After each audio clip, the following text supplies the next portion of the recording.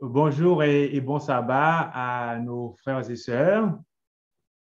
Alors, j'espère que vous allez bien. Et nous, de notre côté, ça va par la grâce de Dieu.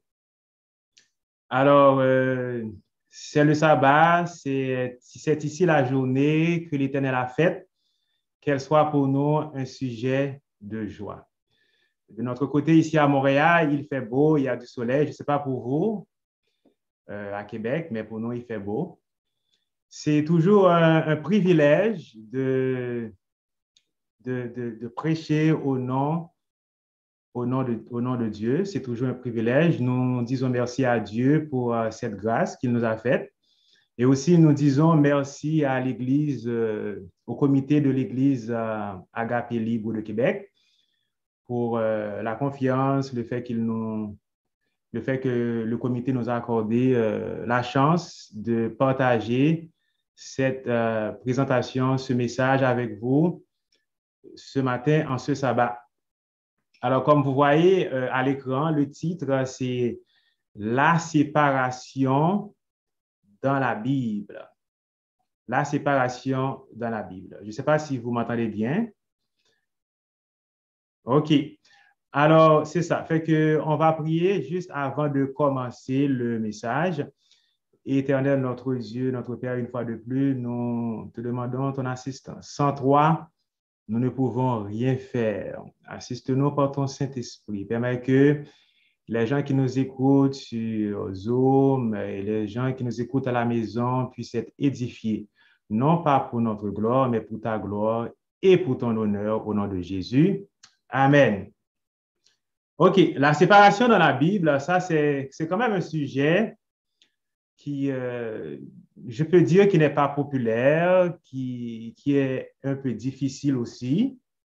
Alors, nous allons vous présenter la parole de Dieu et c'est à vous de tirer votre propre conclusion, OK? C'est comme ça qu'on va faire le message aujourd'hui. Alors, quand vous entendez le mot séparation, c'est pas un, je dirais que c'est un terme quand même péjoratif. C'est pas vraiment un bon mot là. La séparation, on sait c'est quoi. Et on va voir si la Bible en parle. On va voir si dans l'esprit de prophétie, on parle de ça, la séparation. Et il y a plusieurs types de séparation. Plusieurs types de séparation. J'ai inventé quelques termes, quelques expressions pour ma présentation. C'est moi qui les ai inventés. Alors, vous pouvez... alors, vous allez comprendre de quoi je parle si vous n'êtes pas à l'aise avec les termes que je vais vous montrer. La séparation dans la Bible. Alors, il y a ce qu'on appelle la séparation circonstancielle. OK? Circonstancielle, on se sépare parce qu'on a déménagé ou on peut se séparer parce qu'on a trouvé une meilleure job. On peut aussi être séparé de ses amis, de ses frères et sœurs, de la famille pour aller à l'école. Et malheureusement, il y a la mort. Hein, la mort, ça, c'est une séparation inévitable. Et bon, je dirais que presque tout le monde va passer par là si Jésus n'est pas encore revenu. Hein. La mort, une séparation inévitable. Et il y a aussi le mariage. OK? Alors, c'est ça. Ça, c'est des séparations circonstancielles. Je ne sais pas si vous connaissez c'est quoi empty nest syndrome. Empty nest syndrome. Eh bien, c'est quand les enfants quittent la maison. Hein. Les enfants peuvent quitter la maison pour aller à l'école ou parce que ils se sont mariés, puis ils ont quitté la maison. Alors, ça rend triste les parents. Ça rend triste les parents parce que c'est votre enfant, vous étiez habitué avec lui ou elle, vous avez passé du temps ensemble, puis tout à coup, ben, l'enfant est parti. C'est pas facile, hein? C'est pas facile la séparation. Empty nest syndrome. Alors, peut-être qu'il y a parmi vous qui a déjà expérimenté ça. Moi, je suis encore jeune. Ben, même si je n'ai pas encore expérimenté ça, je peux comprendre. C'est quoi ça, hein? Emptiness syndrome. Ça, c'est une sorte de séparation et ça crée de la solitude, de l'inquiétude et tout ça, la vie manque de sens. Comme on avait dit tantôt, vous étiez habitué avec votre enfant et puis tout à coup, il est parti. Alors, ça va créer un vide. Alors, j'ai oublié de vous poser une question. Est-ce que la séparation, est-ce que c'est une bonne chose ou une mauvaise chose? Alors, je ne peux pas vous entendre. Ben, vous pouvez réfléchir. Est-ce que la séparation, c'est une bonne chose ou une mauvaise chose? Il semblerait que la séparation, ça existait même avant le péché. Dans Genèse 2, verset 24, la Bible nous dit, c'est pourquoi l'homme quittera son père et sa mère et s'attachera à sa femme et les deux deviendront une seule chair. Alors, l'homme quittera son père et sa mère et alors il va se séparer de son père ou de sa mère et puis il va s'attacher à sa femme. Alors, il semblerait que ça vient de Dieu et que c'était même avant le péché. Il y a un autre type de séparation, séparation conséquentielle. Le péché nous sépare des autres. On était à l'église, on servait Dieu, on chantait dans la chorale, hein? On prêchait même, on participait dans toutes les activités, puis on a abandonné Dieu. On a abandonné Dieu, on vit dans le péché. Alors, malheureusement, vous vous êtes séparés de vos frères et sœurs. Vous voulez plus être amis avec eux. Hein? Quand vous les voyez, vous vous cachez parce que vous ne voulez pas qu'ils voient ce que vous faites. C'est ça qui arrive. Quand on vit dans le péché, on a honte, on a peur, on se sépare des autres membres, des frères, on se sépare des frères et sœurs avec qui on était à l'église. Maintenant, c'est la même chose qui est arrivée avec Adam et Ève aussi. Après avoir péché, Adam et Ève, ils se sont cachés. Ils se sont cachés parce que c'est ça que le péché nous fait. Le péché nous sépare des frères et sœurs. Dans, est-ce que c'est... Ouais, on est arrivé là maintenant, OK. Il y a 4 types de personnalités toxiques. On ne va pas rester beaucoup là-dessus. OK, on va juste les énumérer tout de suite.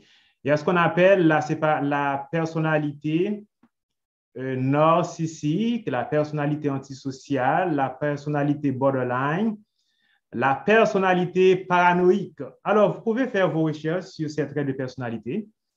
On ne va pas rester beaucoup là-dessus. Ce qu'on peut dire rapidement, c'est que les gens qui ont ces personnalités-là font souffrir les autres. Ils font souffrir les autres. Je ne sais pas si vous connaissez des gens qui ont ces personnalités, mais ils font souffrir les gens. Et eux aussi, ils souffrent à cause de ça. Alors, c'est sûr que ce n'est pas facile de vivre avec ces gens-là. On peut les rencontrer au travail, on peut les rencontrer à l'église, hein, et elles peuvent même être à la maison aussi. Ça existe, hein, les gens qui ont des personnalités toxiques. Et la Bible le sait très bien. Dans 2 Timothée 3, versets 1 à 5, il est dit que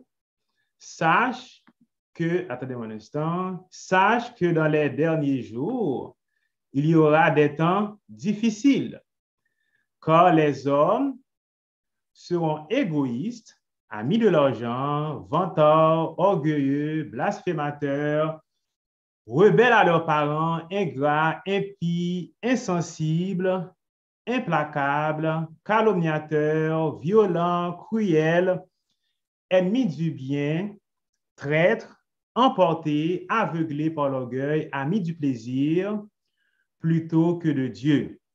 Ils auront l'apparence de la piété, mais renieront ce qui en fait la force. éloigne-toi de ces gens-là. Alors, nous avons souligné insensible.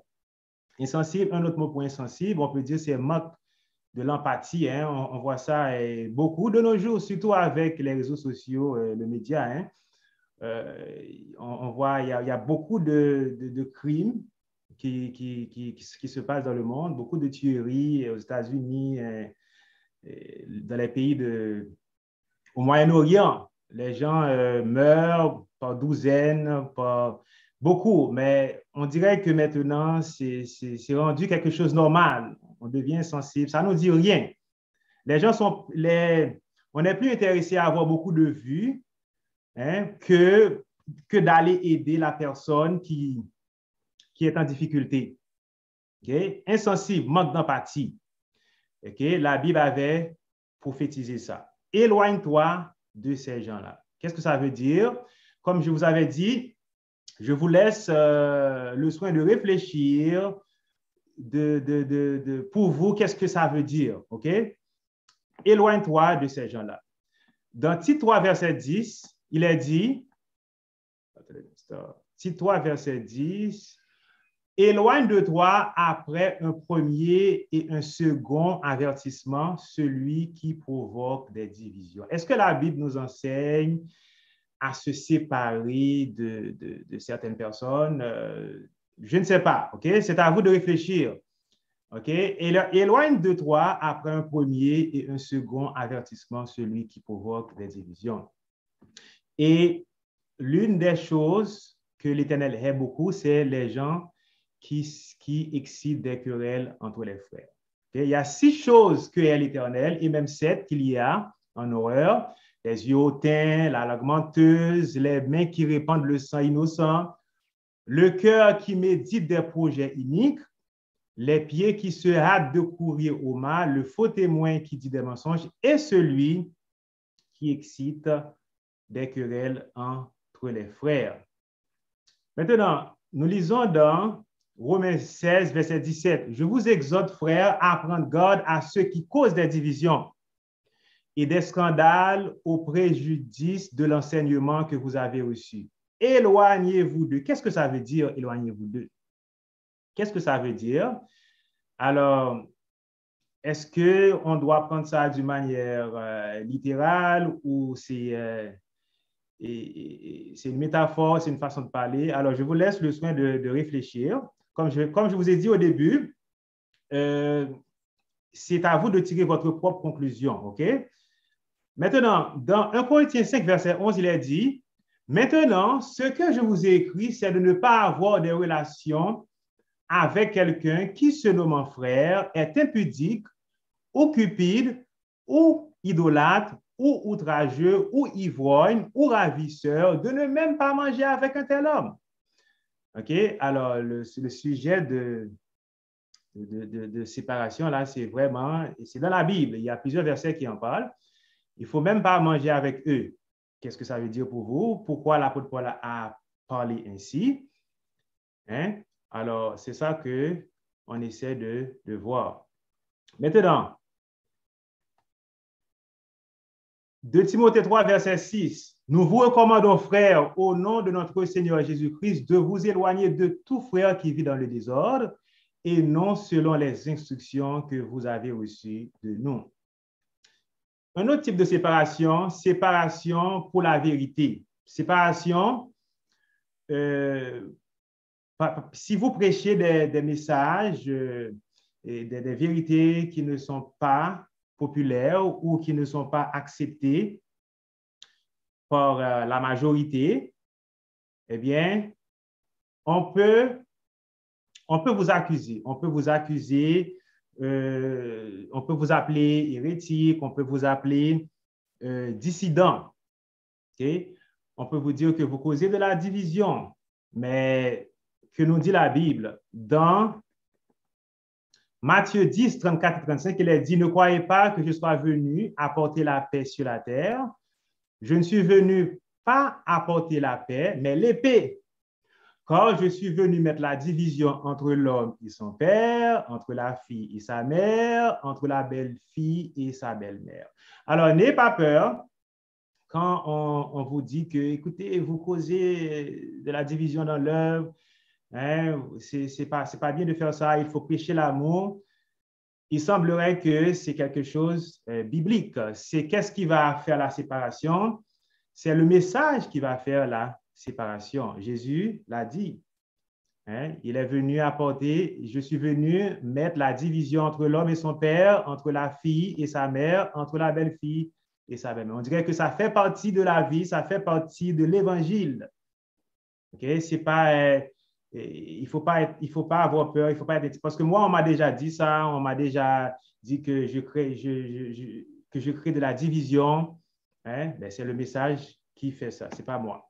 Alors, Madame White nous dit, il m'a été montré combien ceux qui croient avoir le dernier message de miséricorde ont besoin d'être séparés des faux docteurs qui chaque jour adoptent de nouvelles erreurs. Est-ce que c'est une mauvaise chose ou une bonne chose, la séparation? On ne sait pas. J'ai vu que ni jeunes ni vieux ne devaient assister à leur réunion, car ce serait mal faire que de les encourager alors qu'ils distillent l'erreur comme un venin mortel et enseignent des doctrines qui ne sont que des commandements d'hommes. L'influence de telles réunions n'est pas bonne. Si le Seigneur nous a fait sortir des ténèbres de l'erreur, il nous faut rester fermes dans la liberté qu'il nous a acquise et nous réjouir dans la vérité. Nous encourons le déplaisir de Dieu si nous allons écouter l'erreur sans y être obligés. Car à moins qu'il ne nous envoie à ces réunions où l'erreur est inculquée par la force de la volonté, il ne nous gardera pas. Les anges cessent de veiller sur nous et nous sommes à la merci de l'ennemi dans les ténèbres, affaiblis par sa puissance et celle de ses mauvais anges. La lumière qui nous entoure est contaminée. C'est un conseil que la messagère du Seigneur nous donne. Et alors, il faut essayer de mettre ce conseil en pratique. Sinon, on peut être victime. On peut être victime. Il semblerait que la séparation, c'est bien quelque chose de réel, de tangible. Mais cette séparation-là, c'est qui va le faire? Et c'est qui doit le faire? Parce que normalement, doit-on prêcher la séparation au sein du peuple de Dieu? Et d'après la Bible, nous croyons que ce n'est pas tout à fait comme ça. Hein? C'est Dieu qui va faire la séparation. Dans Matthieu 13, verset 30, il est dit, « Laissez croître ensemble l'un et l'autre jusqu'à la moisson.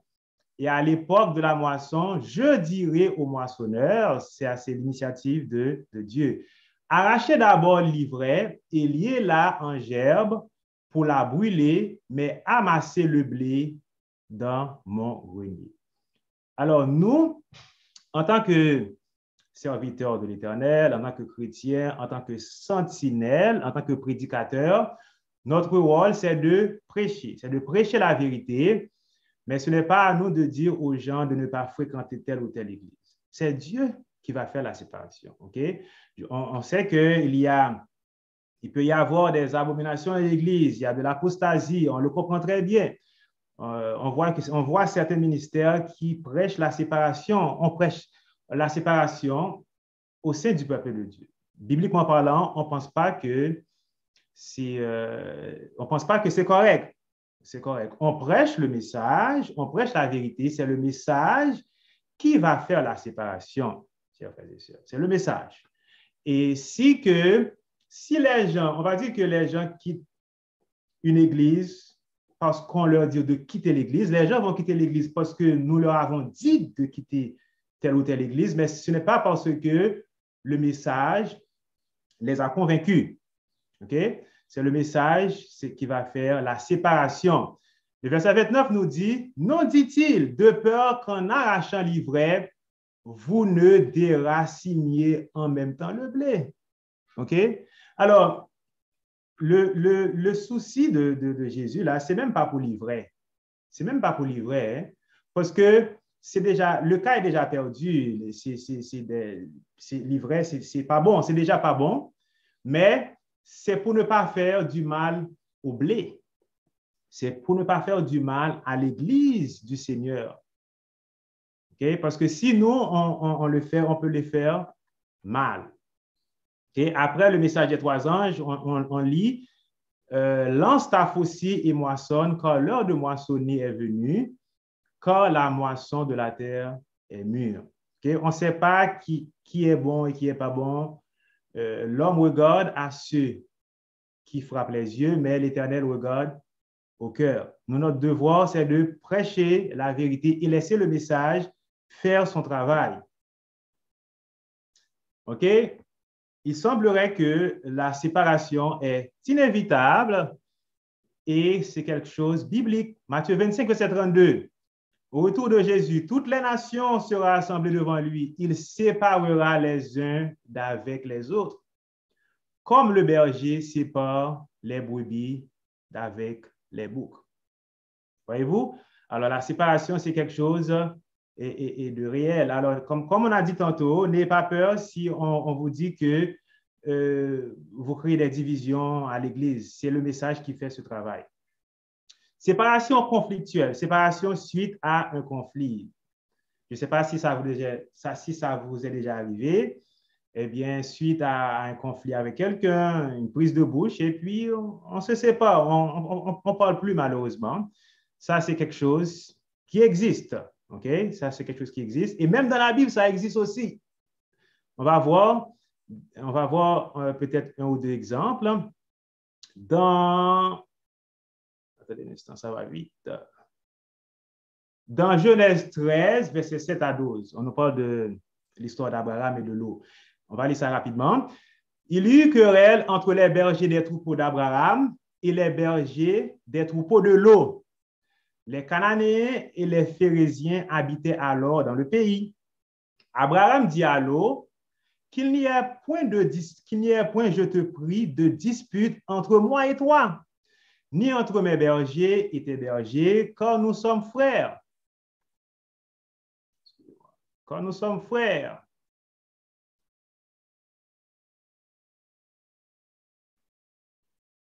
Tout le pays n'est-il pas devant toi?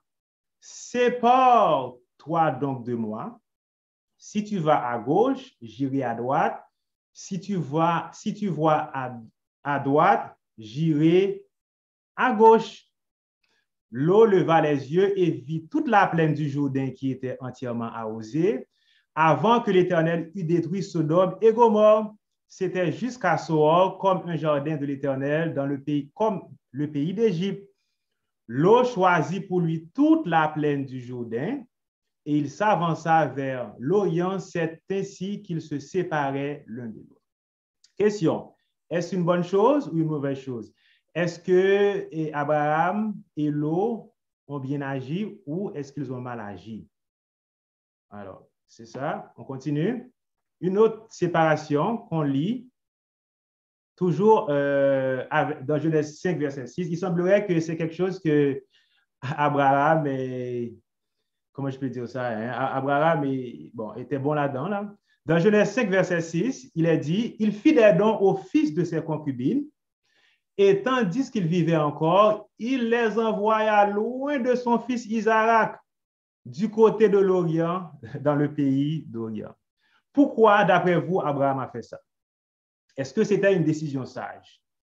Peut-être qu'il voulait, c'est une séparation préventive, on peut dire, et aussi peut-être qu'il ne voulait pas de chicane entre les fils de ses concubines et son fils Isaac.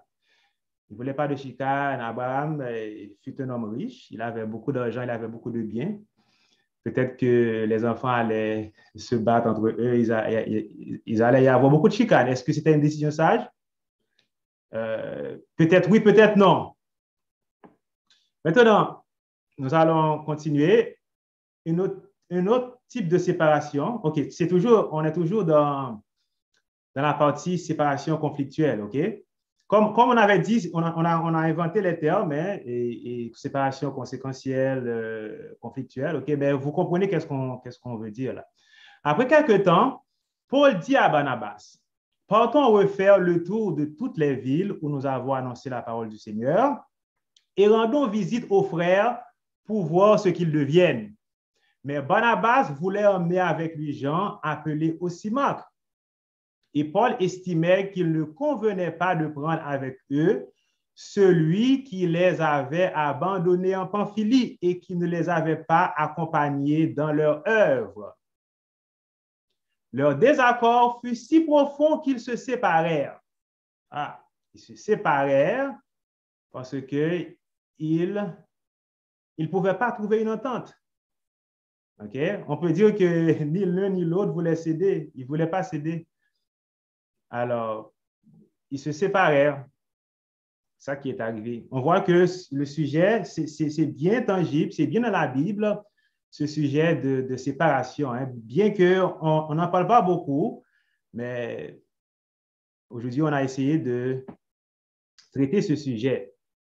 OK? Alors, essayez de réfléchir. La question est toujours là. Est-ce que c'est une bonne chose ou une mauvaise chose, la séparation? La séparation entre Dieu le Père et son Fils Jésus le verset le plus populaire, car Dieu a tant aimé le monde qu'il a donné son Fils unique, afin que quiconque croit en lui ne périsse point, mais qu'il ait la vie éternelle. Ça, c'est une séparation. Dieu le Père a donné son Fils unique. Alors, s'il a donné son Fils unique, le Fils de Dieu n'était pas dans le ciel, alors il y avait une séparation. Oui, l'Esprit de Dieu était avec Jésus quand il était sur la terre, mais physiquement, Jésus n'était pas avec son Père dans le ciel. Et ce n'est pas Dieu le Père qui s'est transformé en Fils, hein, qui était venu sur la terre, comme beaucoup le disent, hein, malheureusement. Il y avait vraiment une séparation entre Dieu le Père et son Fils. Et c'est ça c'est cette séparation-là qui nous donne de l'espérance. Hein? C'est ça qui nous donne de l'espérance. C'est pour ça que tout au long du message, je vais continuer à vous poser cette question. Est-ce que c'est une mauvaise chose ou une bonne chose, la séparation? Est-ce que des fois, c'est utile? Maintenant, nous lisons dans le plan de la rédemption, chapitre 4, et néanmoins, ce ne fut pas sans lutte que le roi de l'univers consentit à abandonner son fils à la mort pour une race coupable. Okay? Ce n'était pas facile pour Dieu le Père d'envoyer son seul fils engendré, hein, pour venir mourir pour nous sur la terre. On continue. Le péché nous sépare de Dieu. Mais oui, on avait dit tantôt que le péché nous sépare des autres parce qu'on ne peut plus aller à l'église, on ne peut plus chanter dans la chorale parce qu'on mène une vie, de péché.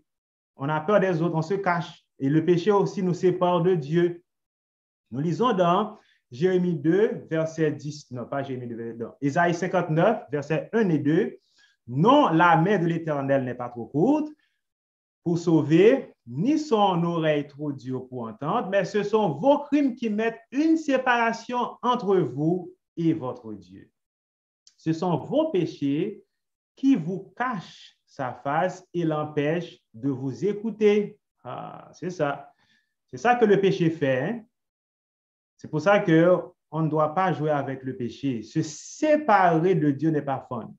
Je vous le dis, se séparer de Dieu, c'est quelque chose de terrible. C'est pour ça que nous lisons dans Jérémie 2, verset 19, « Ta méchanceté te châtiera et ton infidélité te punira. Tu sauras et tu verras que c'est une chose amère, c'est une chose mauvaise et amère d'abandonner l'Éternel ton Dieu. » Ben oui, c'est une chose mauvaise et amère d'abandonner l'Éternel ton Dieu. Vous qui servez votre Dieu, même si vous avez beaucoup de difficultés, vous rencontrez beaucoup de problèmes, eh bien, ne compromettez pas votre foi. Hein? Pour rien au monde, il ne faut jamais abandonner l'Éternel. Sinon, ça goûte amer. Hein? David le sait très bien. Il le sait très bien que c'est une chose mauvaise et amère d'abandonner l'Éternel. C'est pour ça qu'il a dit dans Psaume 51, le verset 11, « Ne me rejette pas loin de ta face, ne me retire pas ton Esprit Saint. » Hein? Que cette prière soit la prière de tous. Hein? Ne me retire pas ton Esprit Saint.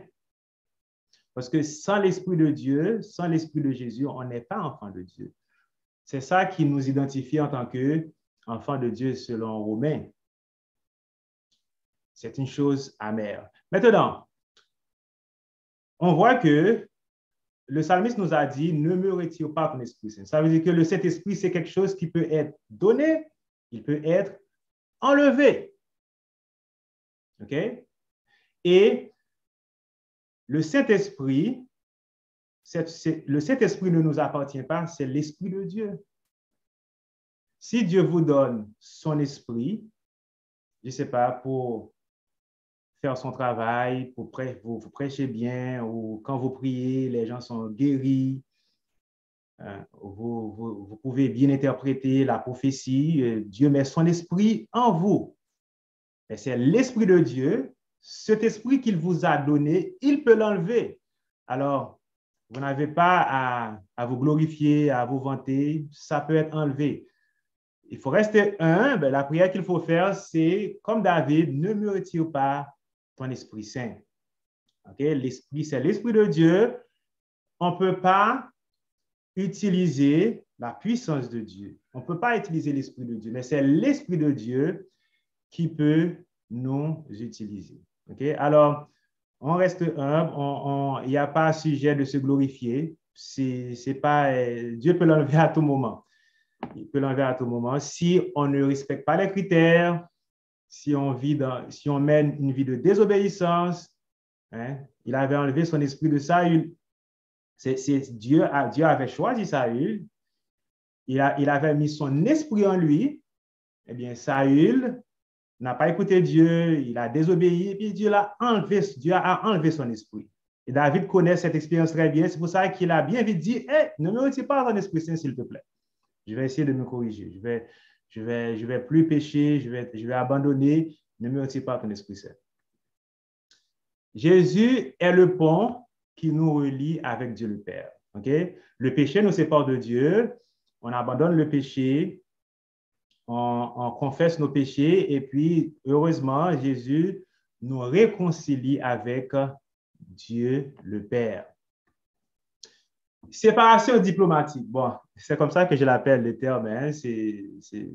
Ça paraît drôle, mais vous allez me comprendre. Là, séparation diplomatique, qu'est-ce que ça veut dire pour moi? Séparation diplomatique veut dire, vous pouvez l'appeler comme vous voulez, vous vivez avec quelqu'un ou plusieurs personnes, la personne se sépare de vous sans que vous le sachiez. Et pourtant, la personne est là avec vous physiquement, vous mangez ensemble, vous buvez ensemble, vous parlez ensemble, vous faites des activités ensemble. Et pourtant, la personne n'est plus avec toi, la personne se sépare de vous. Ça, c'est l'une des plus terribles séparations. C'est dur. Après la mort, ça, c'est dur parce que c'est dangereux. Ça existe. Ça existe. Il y a des couples, les gens restent ensemble, mais physiquement, ils sont là, mais ils ne sont pas ensemble. Ils restent ensemble à cause des enfants ou parce qu'ils ont d'autres intérêts en commun. Okay? Ça, moi, je l'appelle séparation diplomatique. Séparation à cause de nos croyances. Mais oui, hein, parce que surtout, je parle dans l'adventisme. Dans l'adventisme, si on prêche certaines vérités qui ne sont pas acceptées par la majorité, on prêche des vérités qui ne sont pas populaires, eh bien, les gens, ils ne vont pas le dire directement, mais ils nous voient comme un peu bizarres. Ils vont se séparer de nous. Ils ne nous parlent plus. Parce qu'on prêche peut-être, on prêche la vérité, mais qui n'est pas supportée par la majorité ou par la conférence générale. Mais dans Colossiens 3, verset 12, à 14, il nous est dit, ainsi donc, comme des élus de Dieu, saints et bien-aimés, revêtez-vous d'entrailles de miséricorde, de bonté, d'humilité, de douceur, de patience. Supportez-vous les uns les autres. On doit se supporter les uns les autres, même si la personne n'a pas les mêmes points de vue que vous, là, il faut l'accepter, il faut être patient. Ça ne veut pas dire que vous devez le rejeter. Et ça va dans les deux sens. Dans les deux sens. Maintenant, nous allons lire une déclaration de Mme White concernant ça. On va lire ça.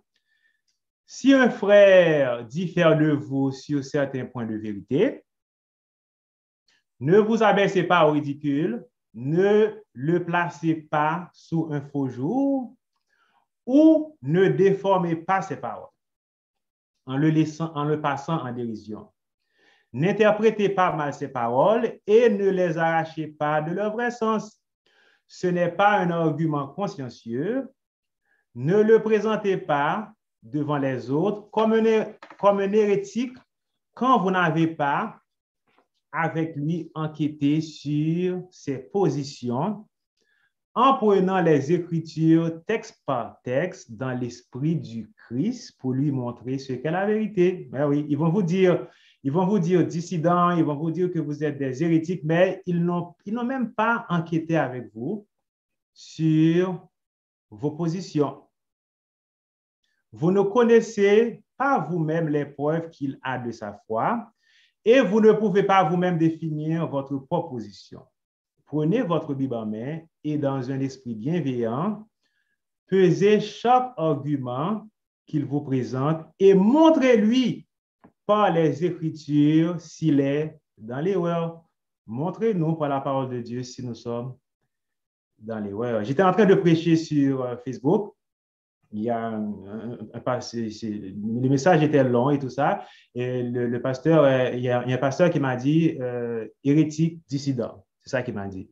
Ben, montrez-nous par la parole de Dieu où est-ce que nous sommes dans l'erreur. C'est ça qu'il faut faire dans l'esprit du Christ. Hein? C'est ça qu'il faut faire. Maintenant, nous continuons. Séparation d'avec le monde. Okay? On traite le sujet de la séparation dans la Bible. Séparation d'avec le monde. Comme on avait dit tantôt, la Bible, d'après ce que moi je lis dans la Bible, je ne sais pas pour les autres, la Bible ne nous envoie pas à prêcher la séparation au sein du peuple de Dieu.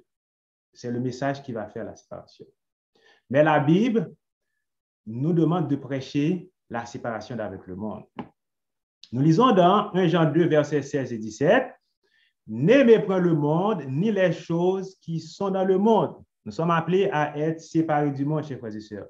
Si quelqu'un aime le monde, l'amour du Père n'est point en lui. Car tout ce qui est dans le monde, la convoitise de la chair, la convoitise des yeux et l'orgueil de la vie, ne vient point du Père, mais vient du monde. Oui, nous devons nous séparer du monde.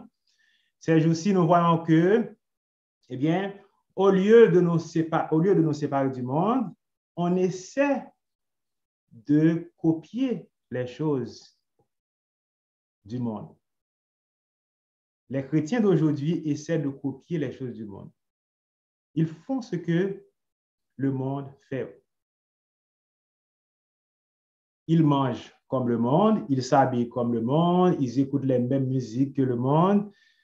Et on voit ça même à l'église. On voit ça même à l'église.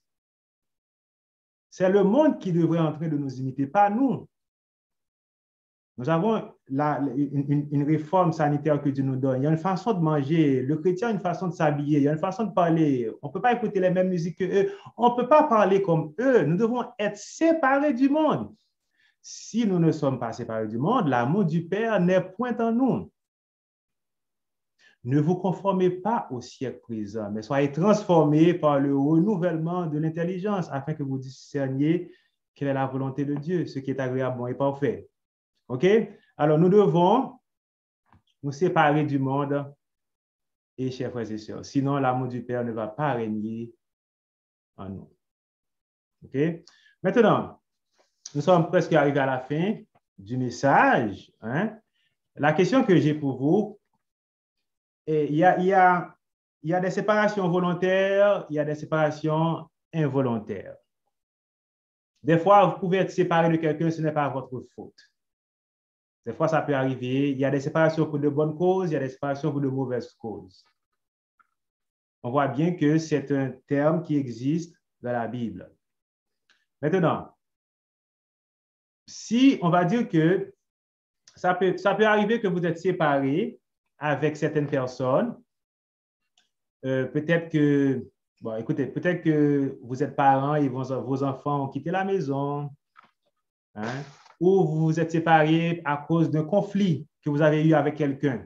Ça peut arriver. Mais quelle est votre attitude? Qu'est-ce que vous faites quand vous êtes séparé de vos frères, de vos sœurs ou d'un membre de la famille suite à un conflit? Qu'est-ce que vous faites? Il ne faut pas rester passif, chers frères et sœurs. Vos enfants ont quitté la maison, il faut continuer à prier pour eux.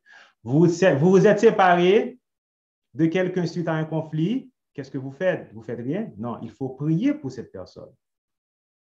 Parce que le cœur ne peut pas être neutre. C'est ou bien vous haïssez ou bien vous aimez.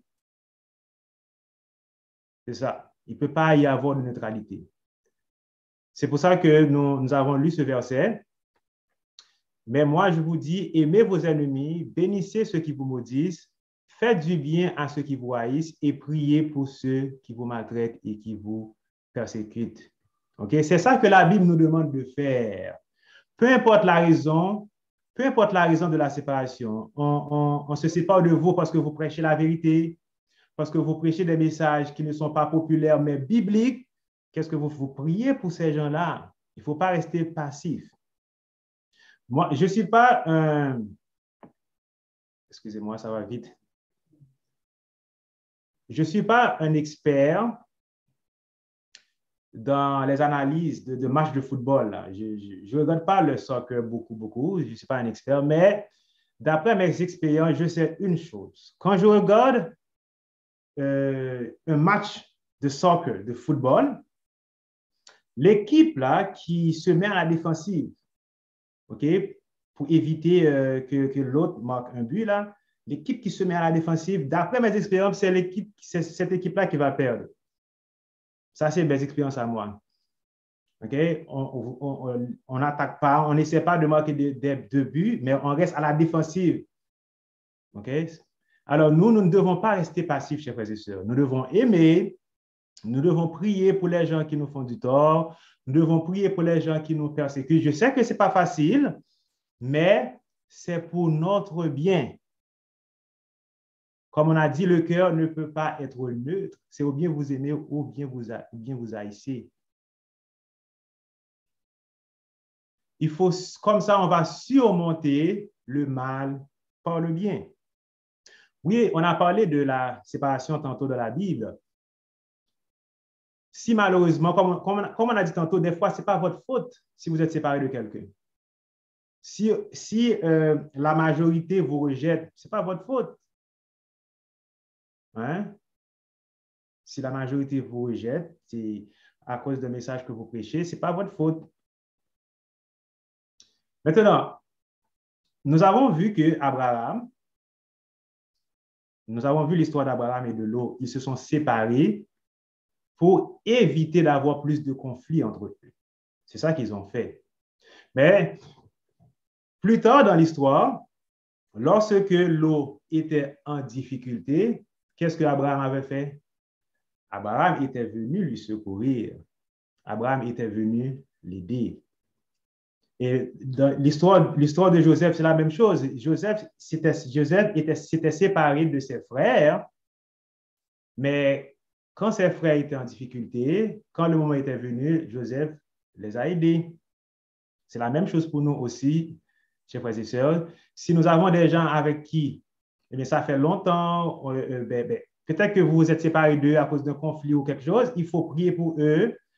Il faut, eh bien, s'ils sont en difficulté, d'après la Bible, il faut les aider. Il faut les aider. C'est comme ça, on va être de vrais chrétiens, on va mettre en application ce que la Bible nous demande de faire. Ce n'est pas facile, mais c'est par la puissance du Saint-Esprit. C'est Dieu qui peut nous aider à faire ça. Alors, c'était ça la présentation pour ce sabbat. Et nous vous disons merci d'avoir écouté la présentation. Que Dieu nous aide à comprendre ce message et passer une bonne journée de sabbat. Peux-tu terminer par la prière? Oui, on va prier. Éternel, notre Dieu, notre Père, nous te disons merci de nous avoir assistés dans la prédication de ce message. Aide-nous à comprendre, aide-nous à faire ta volonté, aide-nous à aimer nos prochains, à aimer ceux qui nous persécutent, à bénir les gens qui nous maltraitent. C'est ça que tu nous demandes de faire. Mais nous savons que par notre propre force, nous n'allons pas y arriver. Aide-nous, papa, à ne pas être découragés. Il y en a qui sont seuls, il y en a surtout, nous vivons dans une société qui est difficile, qui n'est pas facile. Il y a beaucoup de personnes qui sont seules à la maison. Eh bien, que tu les consoles, que tu leur envoies ton esprit, car tu as envoyé ton fils. Jésus est notre consolateur. C'est lui qui peut nous consoler, qui peut nous aider dans toutes nos afflictions. Et bénis les gens qui nous ont écoutés sur Zoom, permet que ce message puisse les édifier à salut. Nous t'en prions ainsi au nom de Jésus. Amen.